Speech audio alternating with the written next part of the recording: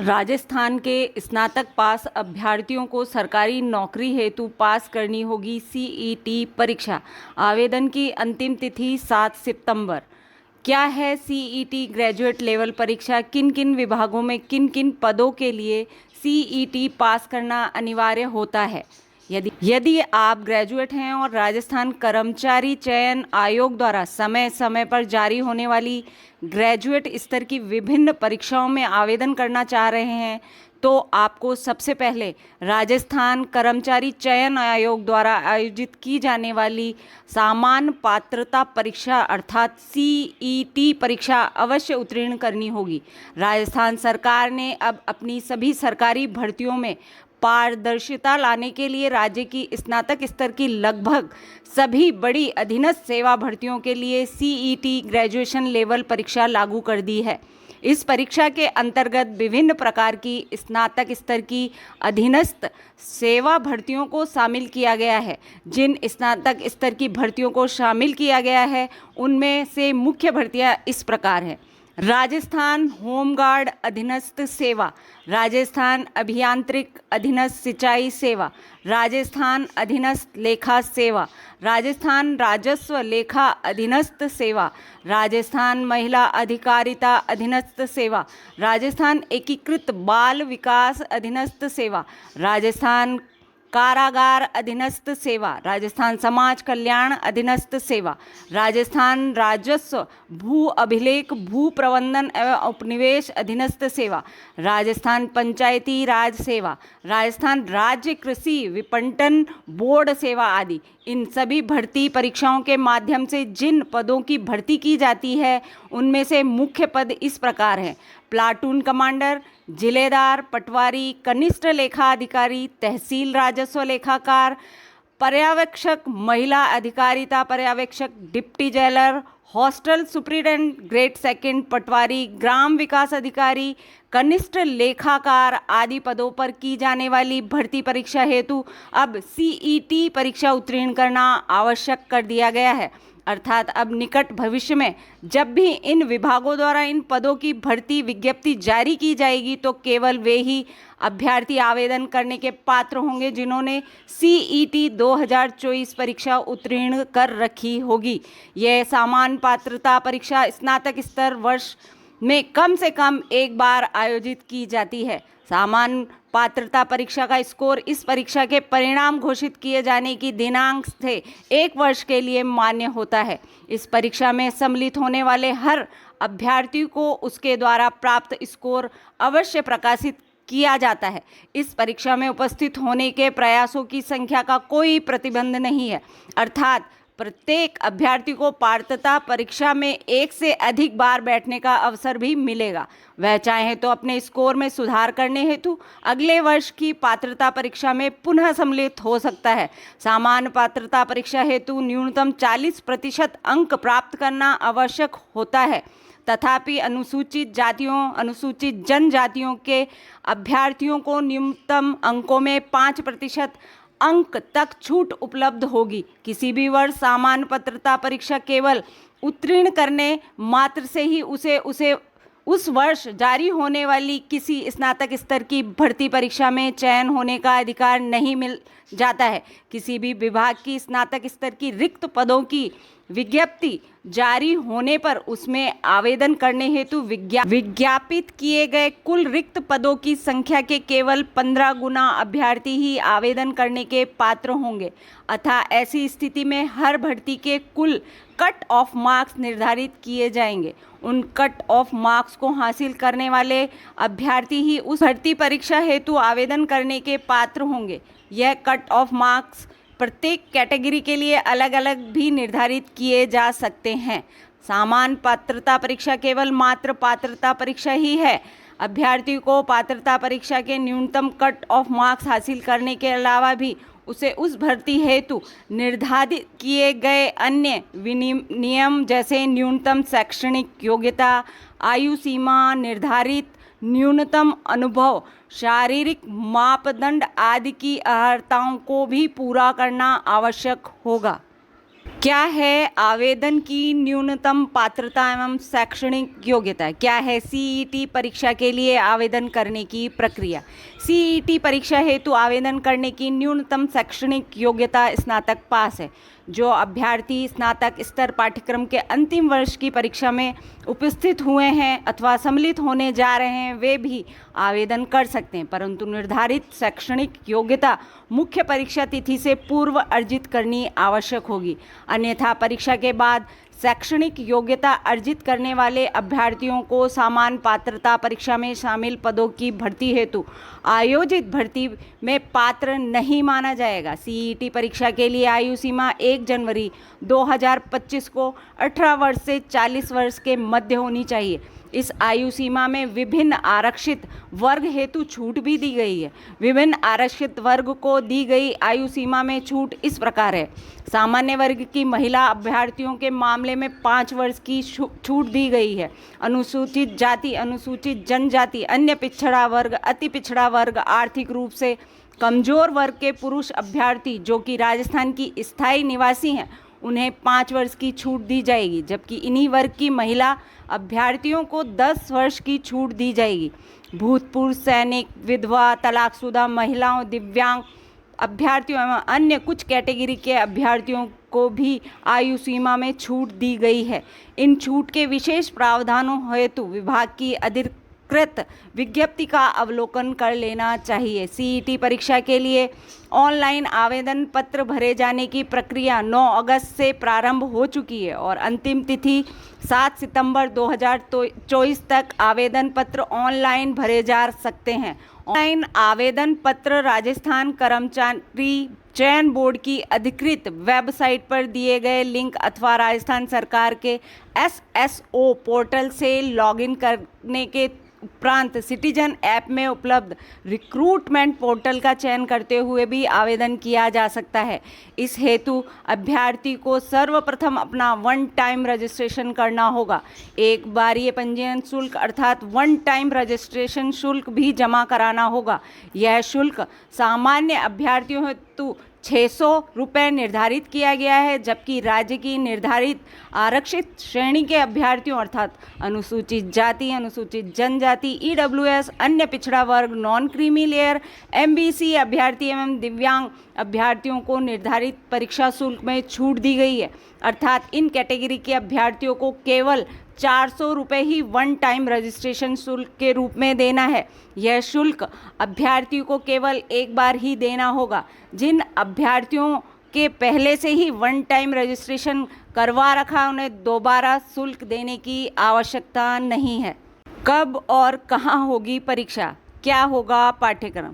सामान्य पात्रता परीक्षा स्नातक स्तर की परीक्षा बोर्ड द्वारा दिनांक 25 सितंबर से 28 सितंबर 2024 तक आवंटित परीक्षा केंद्रों पर आयोजित कराई जाएगी। इस हेतु बोर्ड की अधिकृत वेबसाइट एवं प्रेस विज्ञप्ति के माध्यम से भी सूचना दी जाएगी। परीक्षा केंद्र की सूचना प्रवेश पत्र के माध्यम से दी जाएगी। इस परीक्षा हेतु परीक्षा की स्कीम एवं पाठ्यक्रम की संक्षिप्त जानकारी भी बोर्ड की विज्ञप्ति में दी गई है। इस भर्ती में 3 घंटे की परीक्षा होगी, जिसमें 300 अंक के कुल 150 वस्तुनिष्ठ प्रकार के प्रश्न होंगे। सभी प्रश्नों के अंक समान होंगे। इस परीक्षा में नेगेटिव मार्किंग का प्रावधान भी है। प्रत्येक गलत उत्तर के लिए परीक्षार्थी के प्राप्तांक में उस प्रश्न के पूर्णांक का 1/3 भाग नेगेटिव मार्किंग के रूप में काटा जाएगा। इस परीक्षा का पाठ्यक्रम का प्रारूप इस प्रकार है। भारतीय राष्ट्रीय आंदोलन पर विशेष बल के साथ राजस्थान और भारत का इतिहास के बारे में प्रश्न होंगे, जिसमें भारतीय इतिहास की महत्वपूर्ण घटनाएं, सामाजिक एवं धार्मिक सुधार आंदोलन, भारतीय स्वतंत्रता आंदोलन और इसमें विभिन्न क्षेत्रों के योगदान के बारे में प्रश्न होंगे। 1857 की क्रांति में राजस्थान का योगदान, राजस्थान में जनजातीय व किसान आंदोलन, राजनीतिक जागरण एवं प्रजामंडल आंदोलन, राष्ट्रीय एकीकरण एवं राज्यों के पुनर्गठन आदि के बारे में प्रश्न होंगे।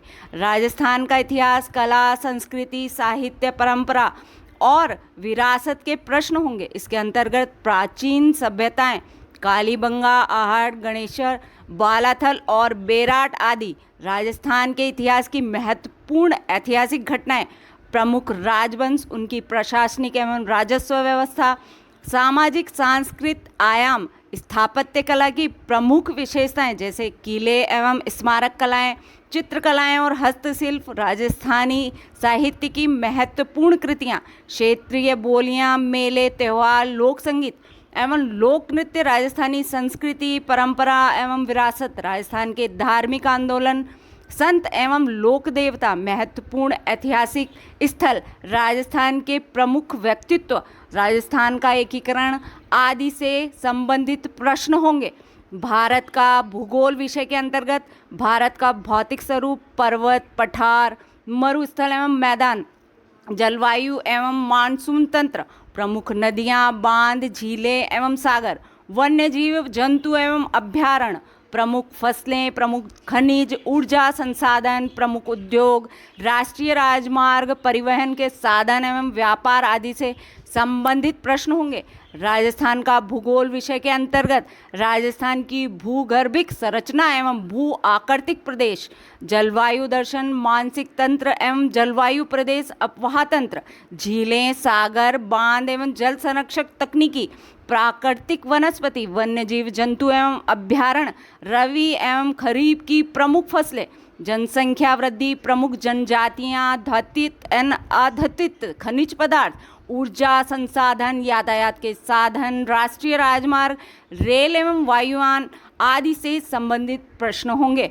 राजस्थान पर विशेष संदर्भ के साथ भारतीय राजनीतिक व्यवस्था, भारतीय संविधान की प्रकृति, प्रस्तावना, मौलिक अधिकार, राज्य की नीति निर्देशक सिद्धांत, मौलिक कर्तव्य, संघीय ढांचा, संवैधानिक संशोधन, आपातकालीन प्रावधान, जनहित याचिका, संविधान सभा, भारतीय संविधान की विशेषताएं, राष्ट्रपति, प्रधानमंत्री एवं मंत्री परिषद, संसद, उच्च न्यायालय, संघीय एवं राज्य कार्यपालिका, निर्वाचन आयोग, नियंत्रक एवं महालेखा परीक्षक, मुख्य सूचना आयोग, लोकपाल, राष्ट्रीय मानवाधिकार आयोग, स्थानीय स्वायत्त शासन एवं पंचायती राज, राजस्थान की राजनीतिक एवं प्रशासनिक व्यवस्था, राज्यपाल, मुख्यमंत्री, राज्य विधानसभा, उच्च न्यायालय, राजस्थान लोकसेवा आयोग, जिला प्रशासन, राज्य मानवाधिकार आयोग, लोकायुक्त, राज्य निर्वाचन आयोग, राज्य सूचना आयोग आदि से संबंधित प्रश्न होंगे।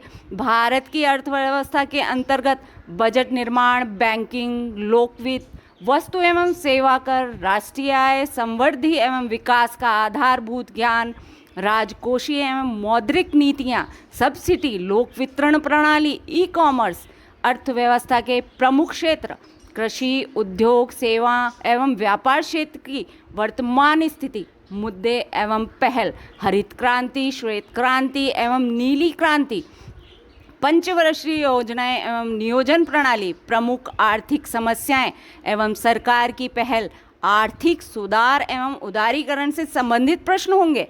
राजस्थान की अर्थव्यवस्था के संदर्भ में भी प्रश्न होंगे, जिसमें राजस्थान की खाद्य व व्यावसायिक फसलें, कृषि आधारित उद्योग, विभिन्न सिंचाई एवं नदी घाटी परियोजना, इंदिरा गांधी नहर परियोजना, विभिन्न कल्याणकारी योजना, महात्मा गांधी राष्ट्रीय ग्रामीण रोजगार गारंटी अधिनियम, गरीबी एवं बेरोजगारी अवधारणा, प्रकार, कारण व निदान आदि से संबंधित प्रश्न होंगे। विज्ञान एवं प्रौद्योगिकी आदि से संबंधित विस्तृत जानकारी वाले प्रश्न भी होंगे। तार्किक विवेचना एवं मानसिक योग्यता आदि से संबंधित विभिन्न रीजनिंग, गणितीय योग्यता आदि से संबंधित प्रश्न होंगे। भाषा ज्ञान के अंतर्गत सामान्य हिंदी एवं सामान्य अंग्रेजी से संबंधित प्रश्न होंगे, जिसमें भाषा, व्याकरण, शब्द विन्यास आदि सभी प्रकार का विस्तृत ज्ञान से संबंधित प्रश्न होंगे। कंप्यूटर ज्ञान के अंतर्गत characteristic of computer, computer organization, RAM, ROM, file system, input device, computer software, relationship between hardware and software, operating system, MS office आदि से संबंधित प्रश्न होंगे। ताज़ा समसामयिक घटनाओं के अंतर्गत राजस्थान भारतीय एवं अंतर्राष्ट्रीय महत्व की प्रमुख समसामयिक घटनाएं एवं मुद्दे, वर्तमान में चर्चित व्यक्तित्व, स्थान एवं संस्थाएं, खेल एवं खेल से संबंधित नवीनतम गतिविधियों से संबंधित भी प्रश्न होंगे।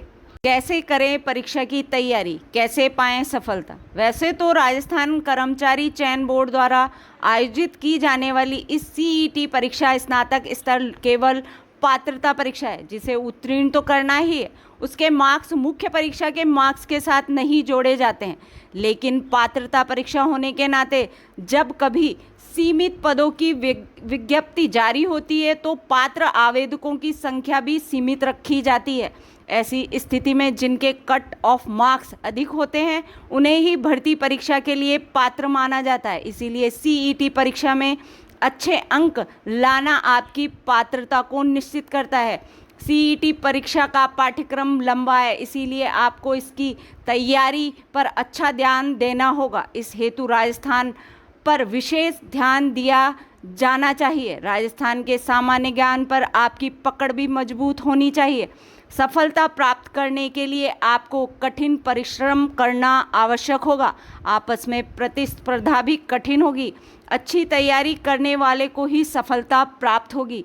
यदि अच्छी तरह से रणनीति बनाकर परीक्षा की तैयारी करें तो परीक्षा में निश्चित रूप से सफलता की प्राप्ति हो सकती है। सीईटी परीक्षा में चयन बोर्ड द्वारा अब तक जो परीक्षाएं हुई है उसमें सामान्य ज्ञान, सामान्य विज्ञान, हिंदी, अंग्रेजी, मानसिक योग्यता, कंप्यूटर आदि के प्रश्नों का अवलोकन अभ्यर्थियों द्वारा अवश्य करना चाहिए, क्योंकि यह विषय ही इस परीक्षा की मूल विषय है। इसके लिए अभ्यर्थी चयन बोर्ड द्वारा अब तक विभिन्न पदों हेतु जो भी परीक्षाएं हुई हैं उनके पुराने पेपर अवश्य हल करें। अभ्यर्थी को चाहिए कि अधिक से अधिक मॉक टेस्ट पेपर को भी हल करने का प्रयास करें।